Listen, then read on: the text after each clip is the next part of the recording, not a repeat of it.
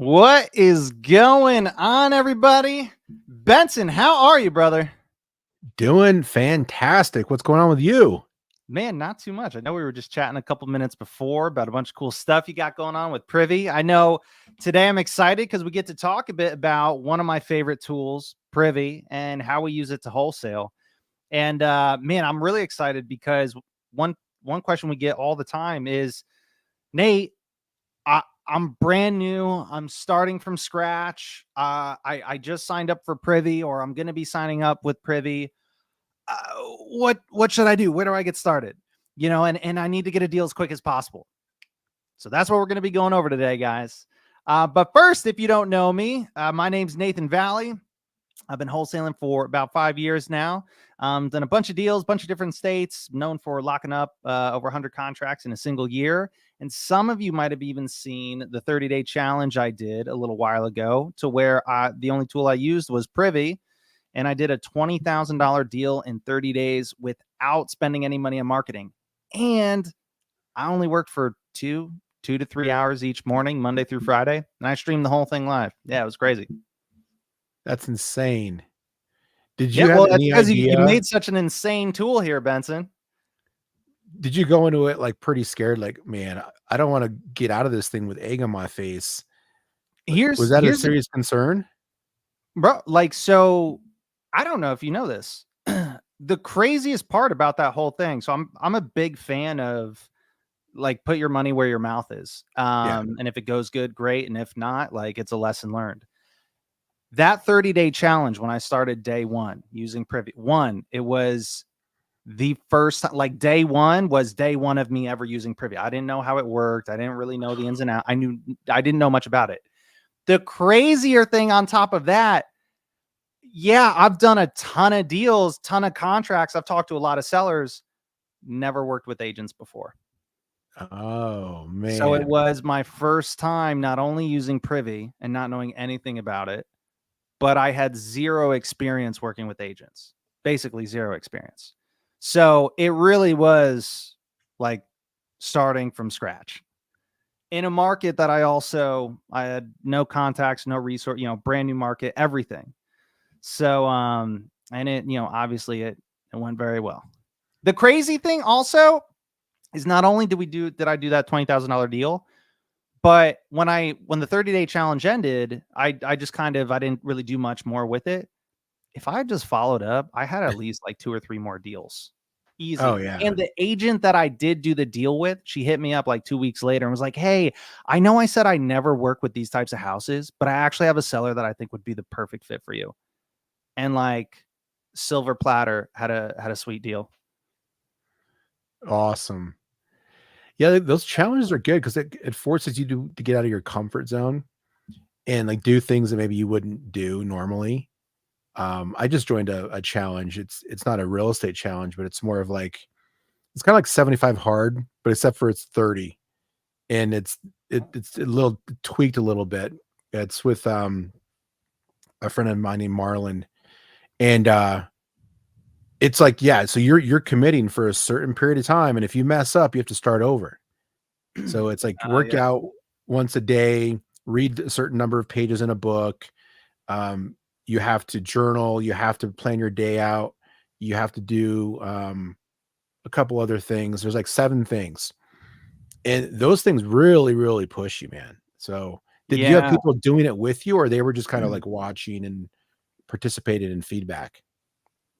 Yeah, I love stuff like that, because what it does is it gives something new, something really exciting to help kind of get that initial momentum started. Because that's the hardest part, whether it's going to the gym or wholesaling. It's the getting started, getting that initial moment. That's the hardest part. And so when we're able to find fun ways to not only just, make that happen, but to also find a group of people that we can do it with, it really, really helps and makes it fun.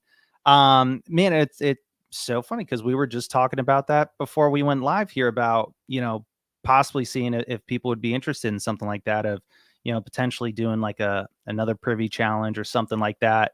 Hey, if that's something that would interest you guys, let us know in the comments down below. Because yeah, it's something we're thinking about, but only if kind of people are interested in it and if it help you guys out. But Bets, I know Yeah. Want to share real quick about who you are in a little bit and let the people know? Yeah. So my name is Benson. I'm one of the owners here at Privy. I've been in the business for over 20 years. Actually, like it's approaching 25 years now. Pretty crazy. Who's counting? Um, good. I'm getting old, man. And yeah, I just love it. Right. So I've been on the technology side. I've been on obviously the real estate side. I'm an agent. So I've got a unique perspective on real estate investing because I see it from all these different angles.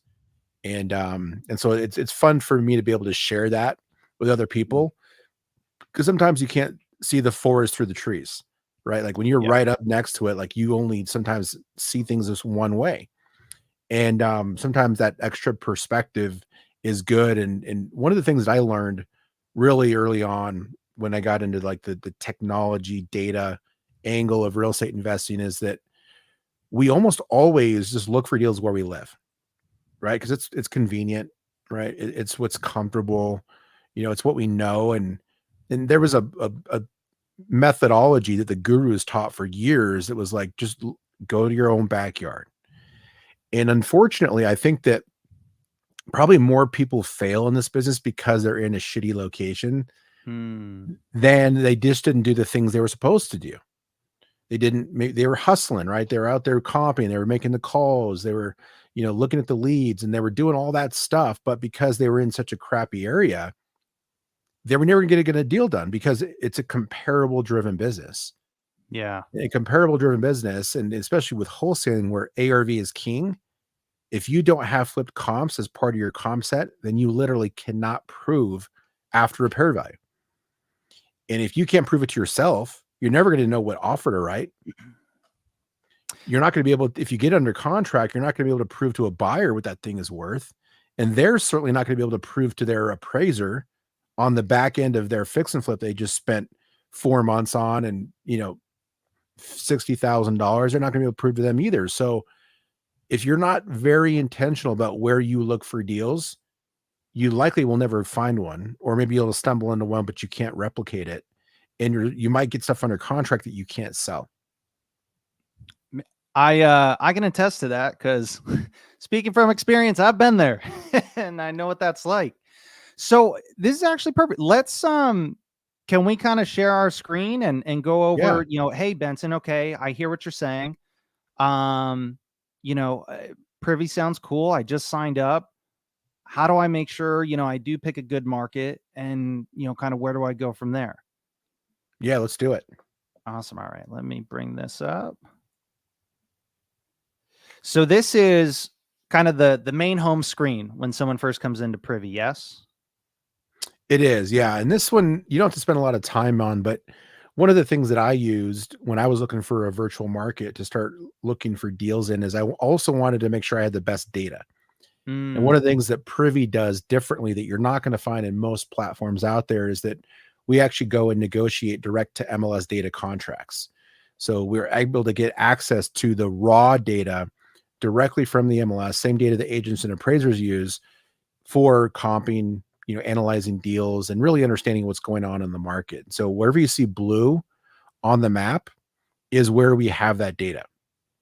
and then all the And so places you don't see blue, it's pretty much where you definitely don't want to be doing deals, probably. yeah, well, you can, but a lot of the reasons why we haven't gone to some of those rural areas is because it's low investor activity. So we Right. Yeah. prioritize the MLSs that we launch based off of population and what has high investor activity. And so we do those first. So will we eventually get to say like Omaha, Nebraska? Probably, but it wasn't a priority. And so I don't think it should be a priority of someone else there, Well, even if they're living there.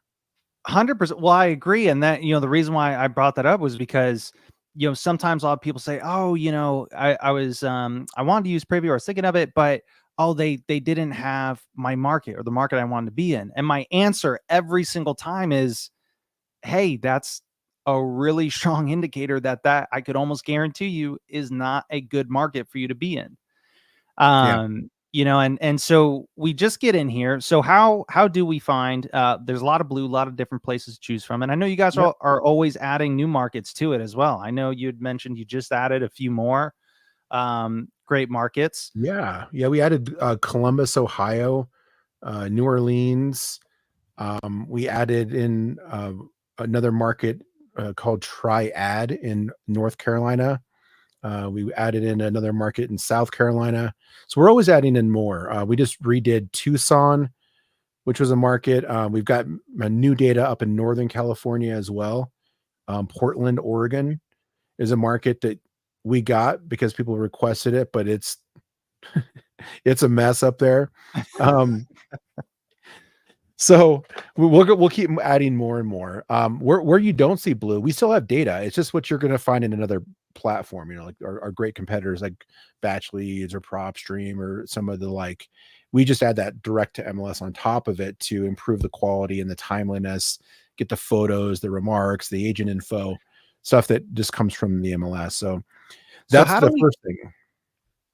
Yeah, and I was gonna say, how do we go from here to, okay, I want to pick a market. What's kind of some of the things we can look at on screen here? Yeah, so I would take Let's pick note one. of the areas that have the blue, and then I would click this button over here on the left that says fix and flip, and then that's going to plot on the map all of the flips that happened in the last 12 months. And so we actually have an algorithm that goes and picks those out. There's no like data that's in public record or in the MLS that tells us definitively that a property was flipped, but we can infer that it is based off of some certain data points. Yeah, I think Um, it's kind of like, if somebody bought and sold a house within a certain short time period. And then if they bought it at this price and they sold it all the way up here, yeah, along with kind of other things, but some of that stuff, guys, there's not too many people that buy a house for 100,000 and they sell it 3 months later for 400,000. Chances are it's probably going to be an investor. yeah, it is. And I think it's right, probably like 95% of the time. But so this will help you really understand visually where the hot areas are at, not some spreadsheet or a graph or, some sort of, you know, data that's not going to be actionable or even understanding. Cause if right now we're talking about people who are just starting, like they're not going to know what to do with that. And even I don't, I look at sometimes spreadsheets and stuff and I'm like, what does this even mean? I don't know what Yeah, this means. job growth and migration and all that stuff. And it's like, Yeah. I get it, but I'm just trying to wholesale some deals and make some money. Just tell me Right. where to go. Yep. So you can see that there are lots of areas here that have high investor activity. So wherever you see these large circles with the blue are those markets, right? And then one of the very first things people ask me is like, you know what? Like I don't know anybody in say like Detroit, right? I don't know what a deal is. Like I can't look at properties with my own two eyes. So that makes people feel uncomfortable. But like Detroit has a bunch of activity, right? So let's say we drill down here and pretty quickly we'll be able to see like which neighborhoods are the ones we want to target because it isn't just Detroit proper, right? It's not the whole thing. Like there's parts out here that have some investor activity, but it's certainly not as good as like right in here where that 158 is. So you want to Mhm. concentrate on these high investor activity areas because again, remember we were thinking about ARVs. I got to think, okay, if I can find a property that needs some work, right? Deferred maintenance, or maybe there's some distressed seller situation. I need that property to be in an area where there's flips so that those flips have a chance of being part of my comp set. So when we think about comps are usually within a half a mile of where the subject is. So again, we're looking at very specific neighborhoods. So if we drill down here on this 158, once we get close enough, this breaks up into the individual properties that are in that cluster. And then we can start to do some market research on like what is a deal in these neighborhoods, right? So every one of these properties matches our criteria of what a flip is. And then we can just look at one. So if I click this property right here, this one sold recently, and I click that property card, and this report is called a comparative market analysis. So as an agent, if I wanted to run comps on a property or analyze a property, it could take me all day in some cases to just do one. But we have an algorithm that does it for you. So we pull in all the details here, takes the bedrooms, bathrooms, square footage, stories, property type, property style, and then it pulls all the comps. So we hit a bunch of sales in here that aren't relevant, that we shouldn't be using as justification of what value is for our house. Now this one's flipped, right? So, but it still comps it out. Mhm. So if we scroll down below there, it shows us the before and after. So this property was purchased in July, sold 8/24, and here's what the property looked like before they fixed it up. So, obviously the flooring was pretty beat up. It's got some cool built-ins, some cool features. Look at this old ass kitchen. Wow. Man, it looks great. I can't believe they didn't keep it. Yeah. So there's like this is probably one of my favorite features. There's so many features that are my favorite, but this one particular, because using everything else, we're kind of just taking our best guess of like, okay, they bought it for this price, they sold it for this. Okay, I think it might be an investor, or they bought it, at this time period and they sold it, in only 3 or 4 months. Okay, it's probably an investor. But this, you can see the actual like, this is what it looked like. This is what it looks like now. You don't have to assume that somebody fixed up that kitchen. I can see it right there, 100%. This is a fix and flip. And the reason why I personally love that so much is because I am always, especially with my 30-day challenge, the only reason I was able to do a deal with such little amount of time that I was investing on a daily basis, Monday through Friday, right? Again, guys, I said 2 to 3 hours is what I went live, but I was explaining stuff to the camera for like half of that. I really only had 60 to 90 minutes of actual focused effort. And the only reason why that was even possible is because little features and tools like this, it allows me to say, okay, rather than me trying to call through 100 properties that sold, that were bought and sold within a 6-month period, I can just find the 2 or 3 to where, no, I know 100% this is a rehabber, this is a fix and flipper. I'm going to spend a little bit extra time to make sure I get a hold of the person that I 100% know is the rehabber in my neighborhood with my deal. Absolutely. The market research outside of software like Privy would be a nightmare for the average person. But when we put all this information into one area, we can figure out a few things that are key. Number one, what is a deal, right? Is it 60% of the ARV? Is it 75? Is it lower than that? Now, no one property is going to define that definitively for us. So I like to tell people to go back and look at the last 10 to 20 closed deals and then start to figure out like an average or median. The other thing you can learn is certain markets, it's really difficult to find properties from the MLS. And so in those markets, it isn't great to have an on-market 100% strategy. Other areas where it's more difficult to find those, you have to go off market. So you're going to spend more of your time doing off market activities. You're going direct to seller or working with agents and looking for pocket listings, right? So that helps you figure out your strategy. The next thing is you can figure out who the agents are. Who are the agents that have distressed properties? So Adrienne Stewart is the one that had this one. Maybe she's got a good pipeline of properties that need work. Maybe she doesn't want to put them on the MLS. Maybe she'd give you a pocket listing. Or if you're looking for an agent who understands working with investors directly, then you got James Parker over here on the right, who represented this fix and flipper. That was one of the first things I did when I first started doing deals in St. Louis, is I wanted to find an investor-friendly agent who understood what I was trying to do. And I found Nika. And it was through the same process here. And what's great about that is guys, in just a few minutes, you get to hit like 3 birds with 1 stone. So, right. So we 100% know this is a rehabber, right? But okay, as a wholesaler, like we got to find deals and we got to find people to sell those deals to. Well, you're doing both here, because the listing agent that listed this property, again, guys, the amount of people in a market that have their realtor's license, there's a lot of people that get their license, but the amount of people that are actually, doing work and getting listings is so much smaller. So how do I know if I just pull a list of agents or whatnot in an area?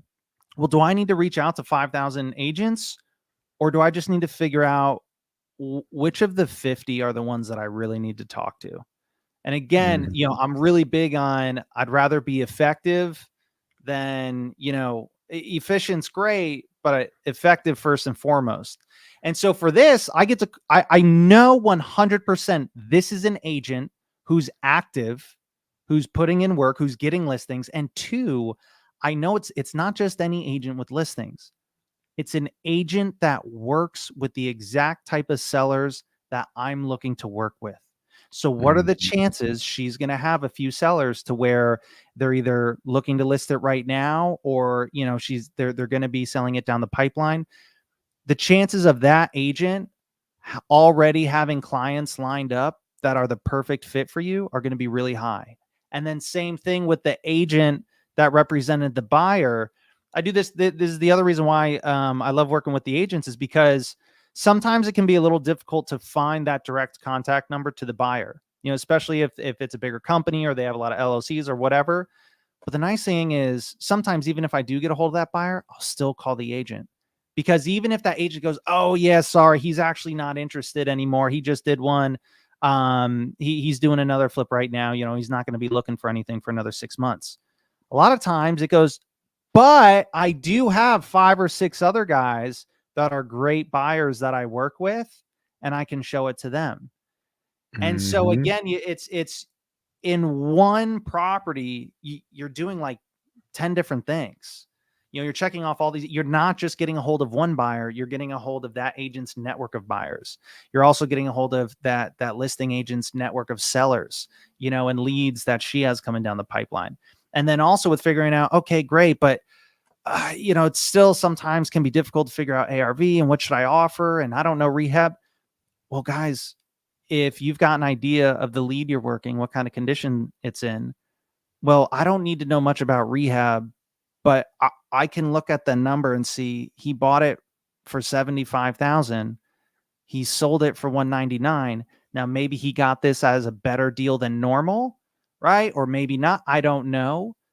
But I at Mhm. least have a ballpark idea of, right? If I'm looking at a house and I'm like, oh, the seller said they'd take a discount of 170, like, oh, I don't know. It might be a deal. It might not. If I look at this, I know, okay, I'm not even going to waste my time calling this buyer, because he's probably going to laugh me off the phone. If I were to be like, hey, I can get you a deal for 170, he's going to be like, kid, I just paid 75. But like, what are you doing? Right. So get so many things in just 2 minutes of information. Yep. So we Absolutely. pick I get kind of bringing it full circle. So, right, we look on the map, you know, as far as, hey, what kind of market do we want to be in? Real simple. Look for the bubbles with the big numbers, right?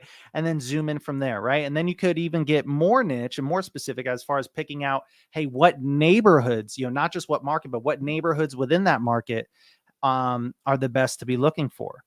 So we've got a good idea of how to find, you know, hey, what market, what area do we want to be working?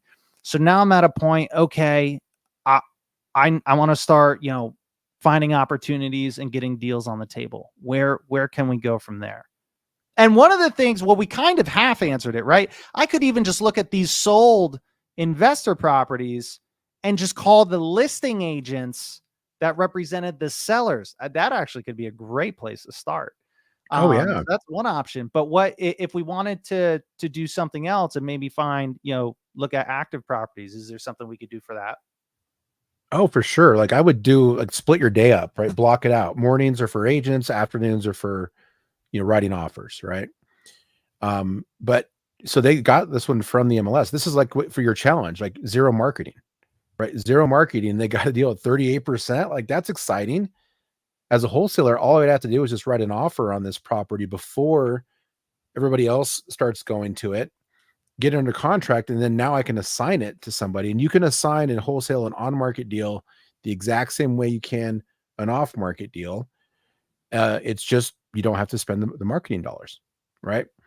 And by the way, before we move on from this, I wanted to show you in the records, like this right here. Here's the buyer, right? So that FTC LLC, it's probably one of those ones you said that have the layers of insulation. This is probably one where you want to call the agent, because this is going to be difficult to locate contact info.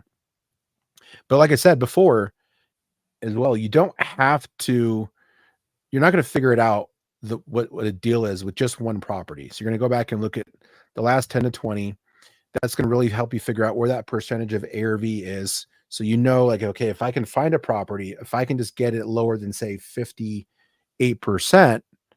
of the ARV, then that's going to be a deal. And that's going to be, I'm going to be able to competitively offer on a property because that's what I've been watching other buyers in that market do.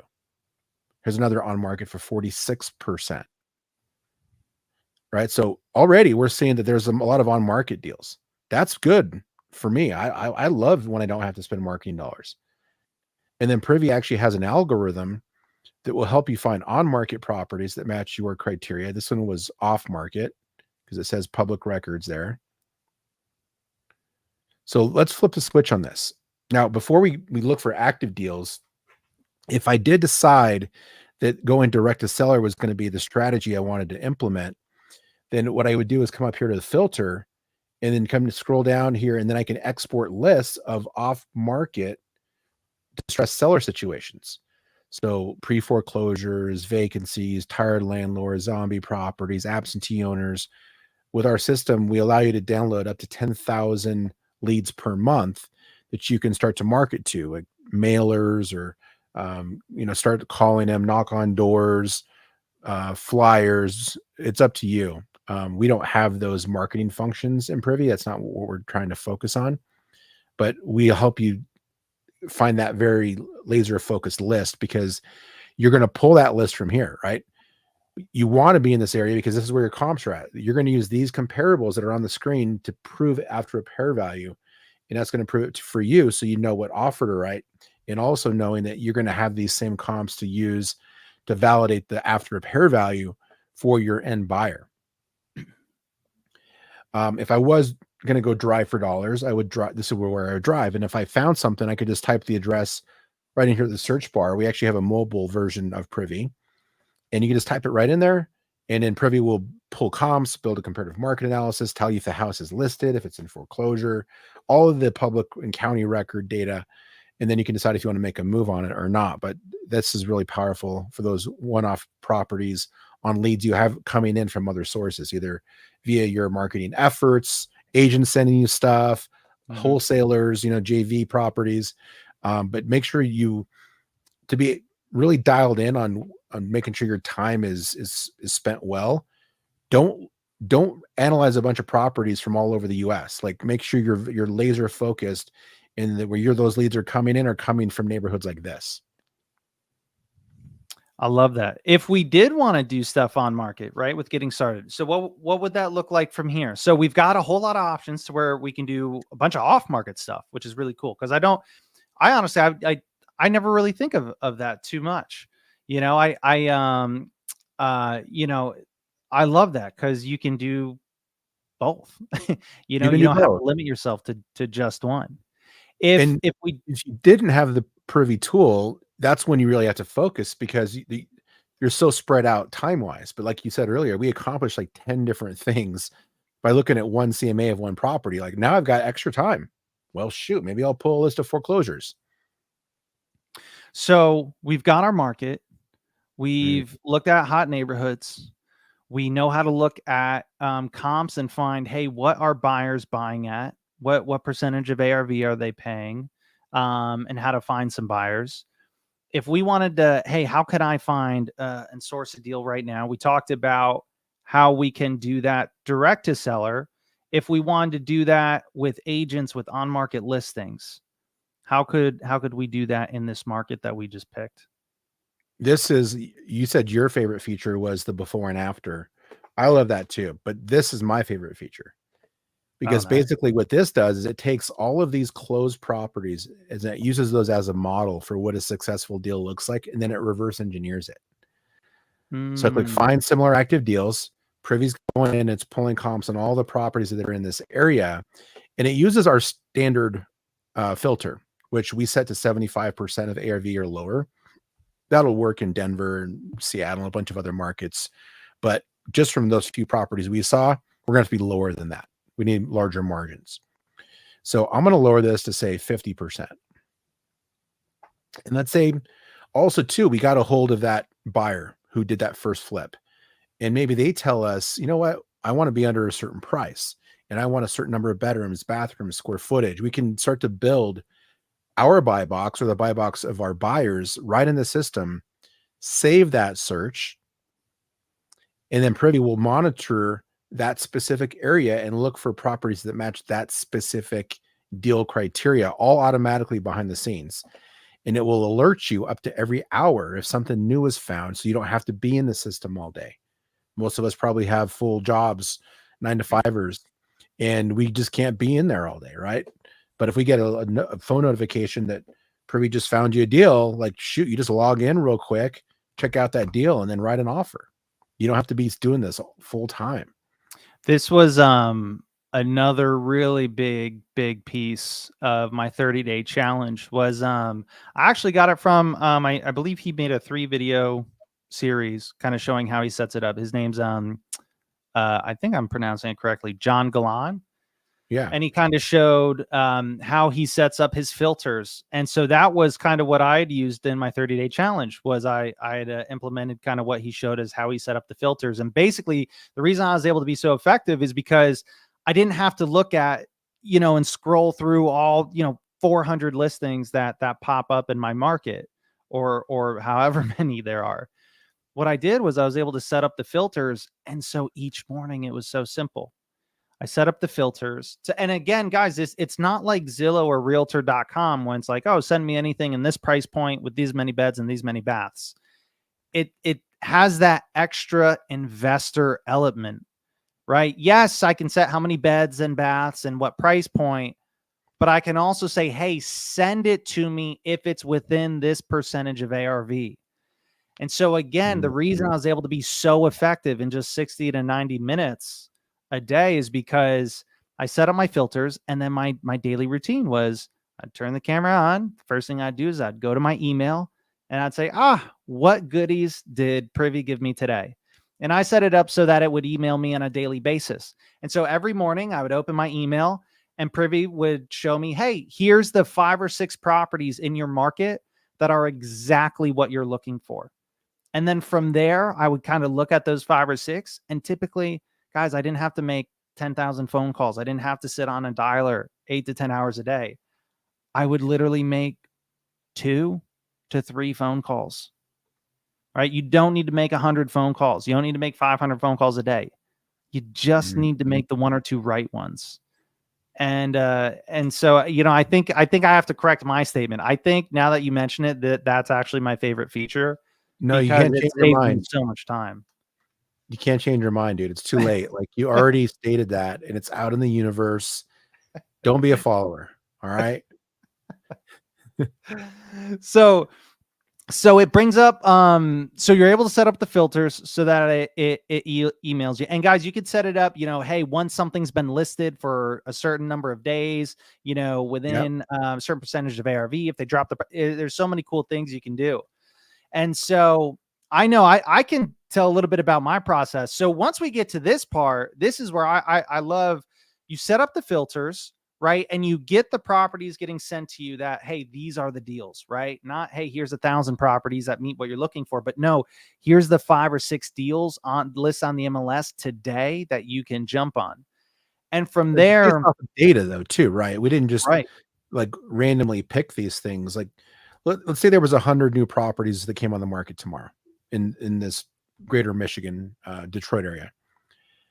Well, if there's 100 new properties, maybe only 5 of them are good deals, right? So there's 95 of those that the only way you would know if they weren't deals is by comping them out. So I have to comp out not 100 properties to eliminate 95 to find the 5 that are. Talk about inefficient, right? Talk about not effective. Like, that is a horrible time to spend, a horrible way to spend your time. But this is comparing the price of the house to the price of the comps. And because we chose an area that has high investor activity, 2 of the comps that we have part of our comp set are flipped. So remember earlier, I said, if you don't have flipped comps, you can't prove ARV. Well, we have 2 of them that were flipped. So this one was purchased for $13K, sold for $114. This was purchased for $55K, sold for $128. Well, shoot, these guys bought this one for $10,000 higher than we can buy ours for. Well, this is a deal. Right now, obviously, it depends on what's going on inside the house. You always have to take that into consideration. But the way we initially identify a potential opportunity is what percentage of the ARV is it at? And then we do our more due diligence after that to make sure the numbers work. But the percentage of ARV for this house is between 35 and 40% at asking price. That's without even going in and negotiating a lower price. Yeah, and that's what I love to do. And so at this point, guys, what I do is I typically Vince, do you mind scrolling up a little bit and showing kind of where it shows the listing agent for the property?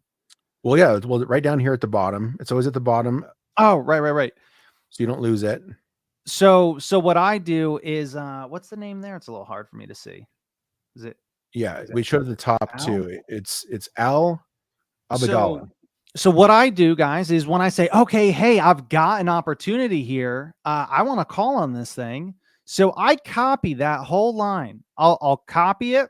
I highlight it, copy it, paste it into Google, and then, click on the first link and it'll have, and here's the key. Don't call the office number. Don't call the brokerage number. Yeah. Every single agent, if you click on usually the first link, if not, click on like one or two others, they'll have a spot to where, hey, here's their mobile number, their cell phone number. And so I'll call up Al and he picks up the phone and I say, hey, Al, I was calling about a listing you have on Binder Street. And he's like, yeah, what about it? And then I say, yeah, well, I was calling because I'm interested in it. I'm looking at it as a potential investment opportunity. And I was wondering if you could tell me a little bit about the property and anything that you think would be important for someone like me to know. Really simple, broad question, right? And then you just let them chat. And then, so that's been listed there for what? 1 day? Am I seeing that correctly? 1 day. That's the other thing, guys. Clear and easy. So it's been listed for 1 day. So there's a chance there might be a lot of investors jumping on it. And if it's listed, there's one or two things, right? Either it's just been listed or it's been listed for a while. If it's just been listed, at some point in the conversation, I say, yeah, Al, man, you're probably getting a ton of people jumping on it. Your phone's probably melting off the hook. And guys, that's whether I think it's a good deal or not even close to. Either way, I'm going to say that. And 9 times out of 10, he's gonna be like, yeah, I've just been getting calls nonstop. I was like, and then I'll say, yeah, man, you're probably getting calls from investors offering like, 5-10 grand, whatever that number is, make it really low. And then a lot of times the response is, we've gotten one offer for 35 and whatnot. And we're looking to accept highest and best Friday, but we'd really like to get closer to list price. But thing is, now you just pulled out some really valuable information. One, you've been able to identify, people are making offers on this. So this is a deal. This is worth spending more time on and negotiating. But 2, I can now go from here. And like we had seen down below, there's 2 investors that have already done deals in this neighborhood. Again, I don't need a list of 10,000 cash buyers. What are the chances one of those 2 guys would be the buyer on this deal or want this exact deal? The chances are really high. And when we think of, well, how can I beat out my other wholesalers? Well, the easiest way is to be able to just pay more than everybody else. But Nate, how do I do that? Real estate and just kind of business in general, the higher the risk, the lower someone's able to pay. The lower the risk, the more money someone's able to pay. When we think about real estate is hyper local, right? And when we think about, okay, who's going to be able to pay the most? It's the person that sees it as the lowest risk. And who's going to have the least amount of risk? The guys that already flip, or gals that already did a fix and flip in this neighborhood with a property right in this price range. They know the ins and outs of the neighborhoods. They know what to expect. They know, what they do need to keep an eye out for and what they don't. So chances of those 2 buyers being able to offer more than all your competition are significantly higher. And guys, again, I'm not making 10,000 phone calls. We figured out with a tool like Privy in just a couple minutes. I mean, we've been chatting for about 30, 40 minutes and we've been explaining most of this stuff. But guys, when you know the tool, in 2 minutes, I can bring this property up, find Al's number, and then also find the number for those 2 buyers. And then after I get off the phone with Al, I'm going to call those 2 buyers and say, hey, I saw the flip you did on what that one flipper, he flipped it on, what's that? What is that? Wexford Street? Yeah, this guy did. So I'd say, hey, Mr. Buyer, I saw a flip you did on Wexford Street. He's like, yeah, what about it? I'm like, yeah, you did a really good job. He's like, cool. What do you want? I'm like, I'm calling because I saw this flip that you did, and I'm currently negotiating one right around the corner that I think you might really like. And he's gonna be like, great, tell me about it. And then from there, I'm just gonna ask him, yeah, here's all the details. What do you think you'd be able to pay? Now I'm kind of already going to know a good chunk of that answer from being, because I already saw what he paid for this one, what he sold it for, and all that good stuff. But now I've got a really hot opportunity, a hot lead. I've got the highest buyers for it. And then I can also get them to tell me what they're able to pay before I even get it under contract. And so now when I'm working with that agent, either one, I can get it under contract, right? With a contract that is assignable. But if the agent has an issue with that, great. Well, I can get the buyer to tell me what exactly he's able to pay first. And I say, hey, sure, no problem. Let's do 0 days due diligence. And I'll have the buyer look at the property first. And then once he tells me his number, I can make an offer and I can use the buyer's non-refundable earnest money deposit to me. I use that as the EMD payment for the agent, and we don't even need to make it assignable, right? Or what I'll say is, hey, no problem, we can make it assignable after the inspection period. So there's a number of ways you can do it. That's how I personally, that's what worked really well for me, and it's kind of a little bit of what we call painless flipping. But again, man, love this freaking tool, man. It saves so much time, and you can get a lot done with it. Yeah, love it. Oh, thank you, man. I mean, it's a lifesaver. I've done so many deals doing the exact same strategy I just showed you. And there's a lot of really good tools out there, right? There's good CRMs for organizing, and there's good, tools for, for comping or maybe list building, but I don't know of another system that will just pluck out really good deals for you that you can write offers on right there and then. Do you? Yeah. I don't think it exists. My head. And that for me is really what we should be thinking about, is like, who cares where they come from? All we want to know is that we can find a property where the numbers make sense. Mm-hmm. Right. And this is doing that for you. It's literally going in and finding the properties that have the margins that you tell it you need for it to be a deal in that specific market. And you just write the offer. Love it. The other thing I forgot to mention is the other great thing is you've got that for finding the deals. And then with selling the deals, guys, it's one thing when you call a buyer and you cold call them and you're like, hey, I saw you're one of the people on my list of 10,000 cash buyers that I saw bought properties in the state of Michigan. What's your buy criteria? What's your buy box? Guys, buyers hate that. If you've done that, you already know how buyers feel about that. When I call Mr. or Ms. Cash Buyer, hey, I'm calling because I saw the flip you did on Wexford Street. Very personal. And yes, I'm calling because I have one right around the corner from this that I think you'd be really interested in. And then when they say, hey, what's the address? Yeah, I'm still negotiating it. It's right on Binder Street. The funny thing, every single time, they're like, huh, that really is right around the corner. They're surprised because they're so used to people just making something up, and you're not calling empty-handed, and it's a personal conversation, right? You're not wasting their time. And so the ability for you to have a real conversation with that buyer, to actually build rapport and create a relationship with somebody that you can make a lot of money with, it's much easier. Mm-hmm. So yeah, a lot of great things. Man, bunch of stuff we went over today. Man, we talked that we kind of covered a ton. Just getting started. How do I go from scratch? We went over how to pick a market. It's as simple as look for the blue bubbles and find the big numbers. Right from there, how do I look at comp? What's a deal in this market? Right? How do I look at comps? How do I know what investors are paying? Then from there, okay, great. I've got a really good idea as far as what neighborhood what neighborhoods investors are looking to buy in. I've also got a really good idea as far as what prices they're paying. Then we went over, okay, cool. How do we find a deal in this area now for these buyers? And then we went over, hey, what does that conversation look like? And then how do I find the buyer for that deal? And guys, you've got the roadmap, right? That's that's it. So that's anything that we missed or anything that you want to add to that at all, Benson? No, I think we basically covered the majority. There's other bells and whistles in there that we didn't cover that, Oh yeah.